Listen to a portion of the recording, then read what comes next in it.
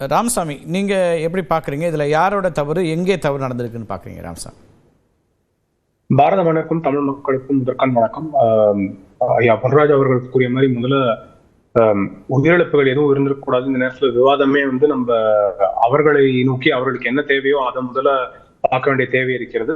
So அதனால இறந்தவர்களுக்கும் அவர்கள் குடும்பம் நண்பர்களுக்கு எங்களோட இரங்கல்கள். அப்புறம் இன்னைக்கு யார் அவங்களோட உயிருக்காக போராடிட்டு இருக்காங்களோ இல்லை இன்ஜுரி வாய்ப்பட்டிருக்காங்களோ அவங்க எல்லாருக்குமே சீக்கிரமா ரிகவர் ஆகணும் அப்படின்றதுக்கான ப்ரேயர்ஸ். இதுல நம்ம பார்க்க வேண்டிய முதல் விஷயம் என்ன அப்படின்னா, பர்மிஷன் கொடுக்கறதுக்கு முன்னாடி என்னென்ன தேவை இருந்திருக்கு அப்படின்னு. சோ இங்க முதல்ல உயர் நீதிமன்றத்தை நாடி இருக்கிறார்கள் பர்மிஷன் ரிஜெக்ட் ஆனது. அப்ப போலீஸ் ஏற்கனவே என்னென்ன கண்டிஷன்ஸ் இம்போஸ் பண்றோம் அப்படின்ற ஒரு பிளானிங் இருந்திருக்கு. அவங்க ஏற்கனவே எங்களுக்கு ரிப்போர்ட்ஸ் இருக்கு, அதனாலதான் நாங்க ஒரிஜினல் லொகேஷன் வேணான்னு ரெண்டாவது இருக்கிற ஆப்ஷனை நாங்க லொகேஷனா கொடுக்குறோம் அப்படின்னு போலீஸ் சொல்லியிருக்காங்க. அப்படின்ற போது அவங்க என்ன ஆன்டிசிபேட் பண்ணணும்னு போலீஸ்க்கு ஏற்கனவே தெரியும். அப்ப அந்த ஆன்டிசிபேஷனுக்கு ஏத்த மாதிரி ப்ரிப்பரேஷன் இருக்கணும், பர்மிஷனுக்கு ஏத்த மாதிரி ப்ரிப்பரேஷன் இருக்கக்கூடாது. அது ஃபர்ஸ்ட். செகண்ட், இதே வென்யூல எடப்பாடியார் அவர்கள் நடத்தும் போது ஆம்புலன்ஸ் வரதை பார்த்தோம். நேத்தும் ஆம்புலன்ஸ் வரதை பார்த்தோம். போலீஸ்க்கு பர்மிஷன் வாங்குறதுக்கு காரணமே அவர்கள் இதற்கான பிளானிங் செய்து விட முடியும் அப்படின்ற ஒரு காரணம். ஆம்புலன்ஸ் அப்படின்றதே ஒரு அவசர தேவை. அப்படின்ற போது ஆம்புலன்ஸ் ஒரு கிரௌடட் வழியாக போறதுக்கான ஒரு ஏற்பாடு காவல்துறையினர் செய்திருக்கிறாங்க, அங்க இருக்க லோக்கல் அட்மினிஸ்ட்ரேஷன் செய்திருக்கு. அப்படின்னா அதுவும் மறுபடியும் தவறான விஷயம். ஆம்புலன்ஸ் அந்த கிரவுட்ல ஒரு மயக்கம் ஏற்படுது, ஒரு சிக்கல் ஏற்படுது, உடல்நல குறைவு ஏற்படுது, அவங்களை காப்பாற்றணும்னா ஆம்புலன்ஸ் போகணுமா வேண்டாமா? மன்னிக்கணுங்க, கிரவுட்ல இருக்கும் போது ஓகே. ஆம்புலன்ஸ் பாசிங் பை பிரச்சனை.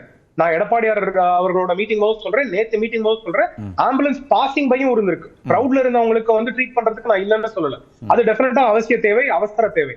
நான் சொல்றது பாசிங் பை ஆம்புலன்சஸ் அந்த வழியா இல்லாம அவர்களோட ஆல்டர்னேட் ரூட்டை ப்ரொடெக்ட் பண்றதும் காவல்துறையினரோட தேவை, லோக்கல் அட்மினிஸ்ட்ரேஷனோட தேவை. ஏற்கனவே அவசர. எனக்கு நீங்க வழக்கறிஞரா இருக்கிறதுனாலயே நான் இந்த கேள்வி வைக்கிறேன். ரெண்டு அம்சங்கள் இருக்கு. ஒன்னு, நம்ம இப்ப ஆம்புலன்ஸ் ரொம்ப சென்சிட்டிவான ஒரு சப்ஜெக்ட். ஆனா அது பொதுமக்கள் பார்வையில் எல்லாவற்றையும் இன்னைக்கு ஆம்புலன்ஸ் அப்படின்னா சந்தேகத்தோடைய. இப்போ நேற்றுக்கு இந்த இன்சிடென்ட்லேயே தாவேகா தொண்டர்கள், நான் சொல்கிறேன் பேசி முடிச்சு நீங்கள் உங்களுக்கு தான் வரப்போகிறேன், தொண்டர்கள் தாக்குதல் நடத்தியிருக்கிறாங்க பதட்டத்தில். ஏன்னா அவங்களுக்கு ஏற்கனவே இருக்கக்கூடிய அந்த பர்செப்ஷன்லேருந்து எதிர்க்கிறாங்க. காப்பாற்றக்கூடிய ஆம்புலன்ஸு அந்த டிரைவர் பேட்டி கொடுக்குறாரு, அவருடைய தம்பி பேட்டி கொடுக்குறாரு. அவர் இப்போ இந்த மாதிரியான ஒரு நிலைமை சரியா அப்படின்னு ஒன்று.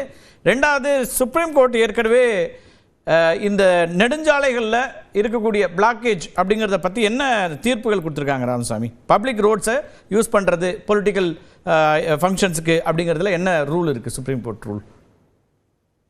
ஸோ பப்ளிக் ரோட்ஸை யூஸ் பண்ணக்கூடாதுன்னு இருக்கு. ஆனால் பர்மிஷன் கிராண்ட் பண்ணும்போது எந்த இடங்களை கிராண்ட் பண்ணுறாங்கன்னு போலீஸ் ஏற்கனவே ஒவ்வொரு மாவட்டத்திலும் எந்தெந்த இடத்தை கிராண்ட் பண்றோம் அப்படின்னு அவங்க இடங்கள் சூஸ் பண்ணி வச்சிருக்காங்க. அப்ப அந்த இடத்துல இது ஒரு இடமாக அவர்கள் நீதிமன்றத்தில் சொல்லியிருக்கிறார்கள். இதுதான் நான் உங்ககிட்ட முதல்ல ஆரம்பிக்கும் போதே சொன்னேன்.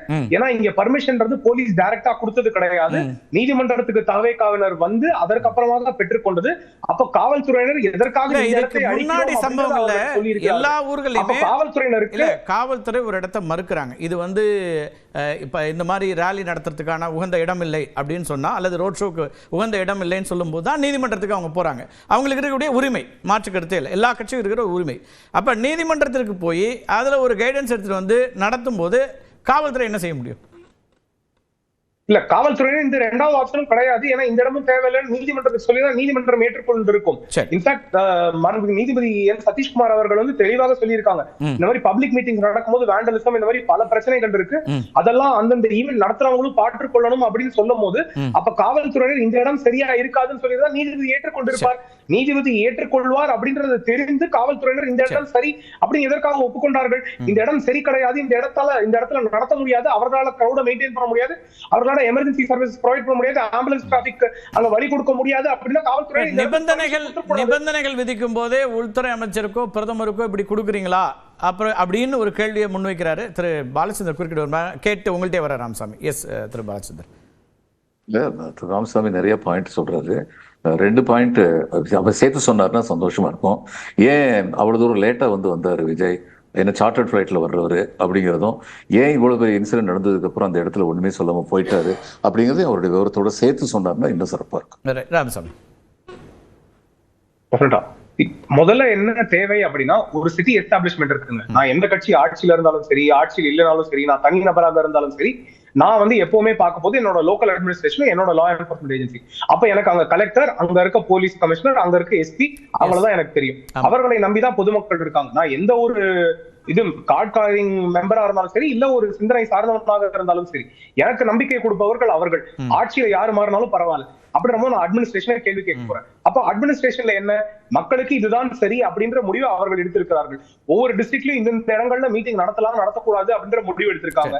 எந்த எலக்ட்ரிசிட்டி கனெக்ஷன் கொடுக்கலாம், அடிஷனல் லைட்டிங் என்ன தேவை, தண்ணி என்ன தேவை, எமர்ஜென்சி சர்வீசஸ் என்ன தேவை, இது எல்லாத்துக்கும் பிளானிங் நடக்குது. பர்மிஷன் வாங்கி எதற்காக ஈவென்ட் நடத்துறோம் அப்படின்னு நம்ம சொல்றோம். பர்மிஷன் வாங்கினா இதற்கான பிளானிங்கை செய்ய முடியும் அப்படின்றது ஒன்று. அப்புறம் அந்த கமிட்மென்ட் கொடுக்கறாங்க. 10,000க்கு பதிலா இல்ல அந்த கமிட்மென்ட் கொடுக்கறாங்க 27,000. கரெக்ட். 10,000க்கு பதிலா 27,000 அப்படின்றது. இங்க இன்னொரு விஷயம் பார்க்க வேண்டிய தேவை இருக்கிறது. அப்போ நம்ம ரெண்டு ஜெனரல் கிரவுண்ட் இன்டெலிஜென்ஸ், அது இல்லாம காவல்துறையினோட இன்டெலிஜென்ஸ். காவல்துறையினருக்கு இது எவ்வளவு பரவுது இந்த மெசேஜ், எத்தனை பேர் வருவாங்கன்றது இன்டெலிஜென்ஸ்க்கு ஜெனரலா தெரிஞ்சிருக்கும். இன்டெலிஜென்ஸ் கூட வேணாம், கிரவுண்ட் இன்டெலிஜென்ஸ் எவ்வளவு வெஹிக்கிள் மூவ்மெண்ட் இருக்கு, எவ்வளவு மக்கள் மூவ்மெண்ட் இருக்கு அப்படின்னு. ராமசாமி, அதுலதான் இன்னைக்கு ஏடிஜிபி சொன்ன பிரஸ் மீட்ல அவர் சொன்ன தகவலை உங்களுக்கு சொல்றேன், நீங்க அதை ஆய்வுபடுத்துங்க. அவர் என்ன சொல்றாரு, நாமக்கல்ல இதை விட பாதிக்கும் குறைவான காவலர்கள் இருந்திருக்காங்க.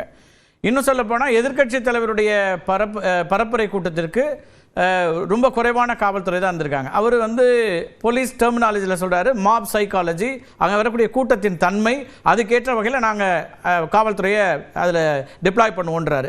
அப்படி 100 பேருக்கு ஒருத்தர் இருப்பாங்க, அல்லது 50 பேருக்கு தான் வைப்போம் குறைஞ்சபட்சம். இங்கே 20 பேருக்கு ஒருத்தர்னு திட்டமிட்டோம், கூடுதலாக வந்துச்சு, அதுவும் மேனேஜபிளாக அங்கே இருந்தது அப்படிங்கிறாரு. அப்போ இந்த திட்டங்களும் சேர்ந்தானே இருக்குது. இப்போ இதில் என்ன அடிப்படை கேள்வி எல்லாருமே வைக்கிறாங்கன்னா, சரி காவல்துறைக்கு நீங்கள் வந்து ரெஸ்பான்சிபிலிட்டி ஃபிக்ஸ் பண்ணுறீங்க, அது அந்த கட்சிக்கு கிடையாதா, கட்சி தலைவருக்கு கிடையாதா? இந்த உங்களை நம்பி வரக்கூடிய இத்தனை பேர் இருக்கிறாங்க, இந்த மரணங்கள் நடக்குது, இது வந்து ஒரு விபத்து வச்சுப்போம். அவர் வந்து மேன்மேட் டிசாஸ்டர்னு ஆர்கே சொல்றாரு. நான் விபத்தாகவே கூட அதை வைத்துக் கொண்டாலும் அந்த விபத்துக்கு பிறகு நாம் அவங்களோட நிற்கணுமா இல்லையா சார்? அந்த கேள்வி எல்லாரும் வைக்கிறாங்க. அதுக்கு என்ன பதில் சொல்றதுன்னு நீங்க தான் சொல்லணும்.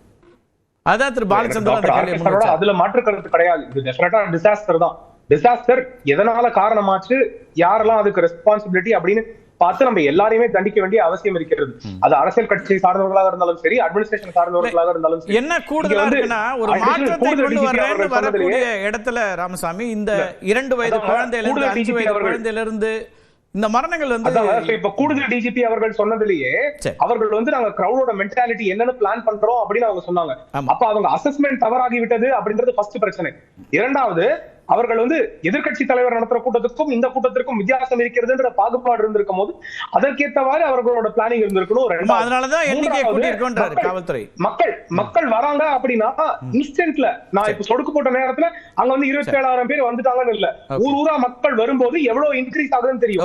அப்ப டைனமிக்கா அங்க இருக்கிற காவல்துறையோட கலெக்டரும் அதுக்காக அடாப்ட் ஆயிருக்கணும். அப்ப அந்த தேவை என்ன இருக்கு அப்படின்னு பார்த்திருக்கணும். அப்ப இதெல்லாம் அவர்கள் செய்யவில்லை என்றால் அங்க இருக்கவர்கள் அவர்களோட டியூட்டில தவறிட்டாங்க. கண்டிஷன்ஸ் போட்டாலே பயந்துட்டீங்களான்னு கேட்கிற ஒருத்தர் கிட்ட காவல்துறை எப்படி சார் ரெஸ்பாண்ட் பண்ணணும்?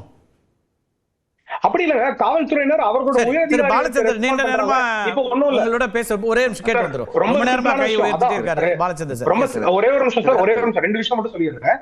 ஒண்ணு, பீச்ல நடந்த பிரச்சனை நமக்கு எல்லாருக்குமே தெரியும். மரீனா பீச்ல என்ன நடந்தது, அப்போ நம்ம காவல்துறையினரை குறை சொன்னோம். அப்போ வந்து காவல்துறையினர் அதுக்கு என்கொயரிக்கு உள்ளாக்குனாங்க, சஸ்பென்ஷனுக்கு உள்ளாக்குனாங்க, அதெல்லாம் நம்ம பார்த்தோம். அன்னைக்கும் பிளானிங் இருந்துச்சு. ஆனா அன்னைக்கே காவல்துறையினர் சொன்னோம், எல்லா பிளானிங்கும் நீங்க டைனமிக்கா நீங்க இன்வால்வா இல்லன்னு அன்னைக்கு காவல்துறையினர் பிரச்சனை சொன்னோம். இன்னைக்கு ஆனா அது வந்து அதே கட்சி சார்ந்தது இல்ல. ராமசாமி அதோட சேர்ந்து இன்னொரு விஷயம் சொன்னார். கரெக்ட் தான், காவல்துறை மீது குற்றச்சாட்டு இருந்துச்சு, விமர்சனத்தை முன் வச்சோம், கூடுதலா அரசாங்கத்தையும் விமர்சிச்சோம். ஏன்னா அரசாங்கத்தினுடைய நிகழ்ச்சி அப்படிங்கிற அடிப்படையில் இங்க என்ன செய்யறோம்னா, காவல்துறையை குற்றம் சாட்டுறோம், இந்த நிகழ்ச்சி நடத்தியவர்கள் மீது எந்த கருத்து சொல்ல மறுக்கிறோம். வேறுபாடு இருக்கு இல்லையா? காவல்துறை மட்டும் கிடையாது. அதாங்க இப்போ வித்தியாசம் என்னன்னா, பாலச்சந்திரன் என்ன சொல்றாரு கேட்டு ராமசாமி இல்ல